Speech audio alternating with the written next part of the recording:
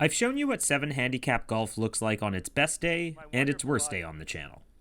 But I still think there are misconceptions about what it really looks like when a single-digit player visits a local muni. This is Burnaby Mountain in Vancouver, and I've yet to visit it on the channel. On a course of average difficulty, a 7 handicap only breaks 80 on a good day. So what do you think I'll shoot on a course I'm unfamiliar with on just an average day? Let's find out. This is a short par 5, but that is the most narrow landing zone I've ever seen on an opening hole on a golf course. I'm lucky enough to thread the needle, and I'll get to go for this par 5 and 2. First, I'll appreciate the setting. Pretty spectacular backdrop for a muni.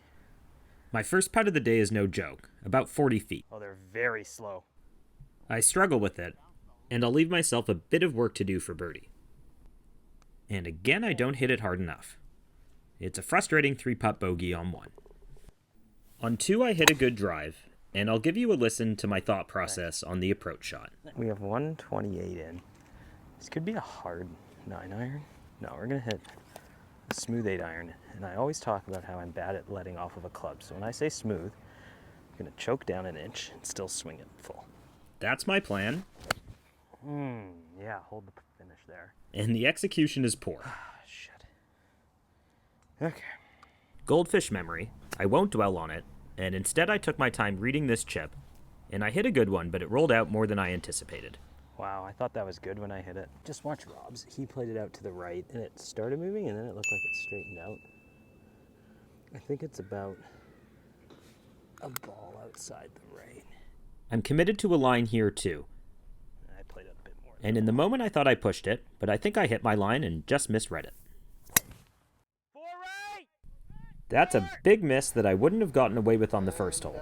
You can actually play down the bag getting torn up. So you want to hit 200 yards at that tree with a draw. I'm playing up the wrong hole here. Rob says that's the shot here. That's another miss, and now I'll be playing this hole 2 fairways over. In theory, there's a shot here. I even think it's worth trying. 155 flag. I'm grabbing a 160 club because it's into wind. Let's just try to put a good swing on it. I say never take a stupid shot after a bad shot, but in this instance, I think this was the shot. Yeah, I think it got there. Love to get out of here with a par. I avoided the danger and put it in a good spot to get up and down here, and now I'll lean on my short game. Thanks. So I got to make this now. Or do you stroke here? He strokes here? For the channel, for the boys. Or to quote Sidekick, for the boyfriends and the lady boyfriends. This is a funky little one. Has to favor the right side. Let's just hit it firm. I always commit to a line, even on these short ones. And this time it pays off. 7-4. An 8-iron I hit thin. Big boy here is hitting 8-iron. I'm hitting 6-iron, and I'm kind of playing for short, to be honest. Uphill putts are better than downhill. Oh, God, I almost missed the ball. But in this case, it's going to be an uphill chip instead. I caught that one a bit chunky, but it does get to the number. But I'll have a very tricky side hill and downhill putt here. This is preserve 2-putt more than it is attack the hole. Yeah, it's a tough putt. And I'm okay escaping with a bogey. I mentioned that I'm not familiar with this course, and in this case, it's going to hurt me. I thought this was a great drive. 166. This is a really awkward one. I'm in the fairway, but I can't even see the flag. Just aiming for like the right corner of the green there. Anything near that would be fine. It's an easy up and down, it looks like. My drive that I thought was down the middle of the fairway left me in a terrible spot, and what I thought was the right miss Let's take a look. was not. We just don't want to leave it short in the bunker. Yeah, like past the pin and on the green is so much better than short. Let's just try to do that. This is my only real play here. Yeah. Might be over the green, but it's better than short. Okay, this was the miss we wanted. I've mentioned on the channel that 10 out of 10 planning and 7 out of 10 execution are often good enough, but my unfamiliarity with the course here meant that my plans were more 7 out of 10 and my execution was 5. Yeah. It all adds up to a double bogey. Speaking of which, I thought the best plan here was to make sure I got it there, Keep a number. but look what I'm left with now. This is a tough putt. It's downhill quite a bit. Above the hole is a dangerous place to be on Burnaby Mountain, and this is the first of a few times that will snag me today. 3 putts are also score killers, and that's my second in the opening few holes. So we've really been fighting it today, but I think I can reel it in. Start by getting through one.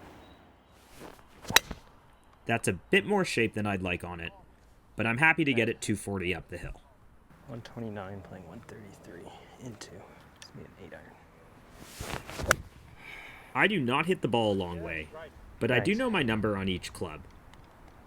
You hit an 8 iron? Yeah! I had a pitching wedge.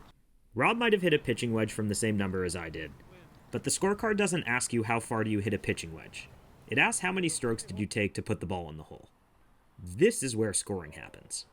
Like I said, I haven't made a putt in 6 weeks. I just can't make one. And unfortunately, I'm not doing a lot of that lately. The lav mic cut out here, so for the next couple of shots we have no audio, and then we'll switch to the phone. It's a shame, because on this second shot, I muscled a hybrid out of a terrible lie, all the way up to here, and on stroke hole 1, we're going to make a great birdie. We're starting to fight it with driver a bit. Nice. This is still more shape than I want. Don't work. I'm not trying to hit this You didn't want 60 to yard. hit that. Yeah, I'm not trying to hit a 60-yard draw. Yeah, you didn't want to hit that, but it'll work. Jansen's right. It's a game of misses, and so far I'm getting away with mine today. I'm able to plop this on the green on 9. And this long birdie putt is tracking, Oh, go in. but it goes a bit past the hole, and I'll have some work to do to tidy up on 9. And I make it. These are the stats I keep during a round. I define a green light drive as any that allows me to reach the green in regulation. On the fairway or off the fairway doesn't matter that much. So 4 out of 7 green light drives, 4 greens in regulation, and 10 bad shots might not sound like great stats, but I have a mountain of data that says this is pretty much an average day for me. The real difference on the front was that I only managed to scramble 1 out of 5 times. 15 putts on the green and 2 putts off means that I'll carry 4 over going into the back. That shape's a bit more playable than what we've hit on the last few holes. But with a back pin, I'm still going to have a long way home.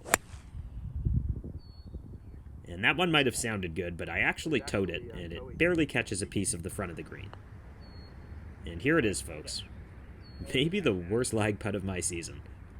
It was 60 feet, and I'll still have 20 left. Add it to the bad shot counter, and it's yet another 3-putt bogey. Oh, didn't quite catch it, but that's okay. It didn't sound good, but You know what's funny? That's good. That was actually my most solid strike of the day. Yeah, Robin Joel, that was a good one. That was not a good one. But course management said, play extra club with the front pin, and even my miss gets to the back of the green. Wow. The birdie putt is rolled a few feet past, but I tidy it up for par. This isn't a driver hole, is it? I guess just don't miss. Oh, right. it is. I might keep that video. You don't want to. You don't want to miss it right. Yeah. The brain does not understand don't. That's the And I hit it exactly where you can't. Into a hazard here. And this is a tough one.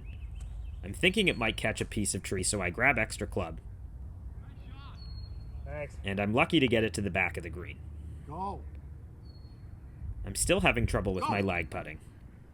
I'll have a bit of a knee knocker here for bogey now. But we're finally knocking them in. I hit this hybrid on the screws, Beautiful. but I didn't need to. That might be long. Yeah. Yeah, juiced it. I put it over the back, and it's a bit buried in this lie. Kind of unlucky you hit there. Yeah.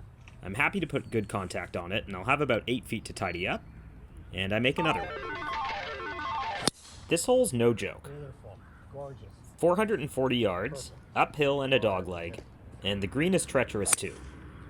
The guys tell me I need 220 into this green, and unfortunately I do not hit the 5-wood well. Beautiful.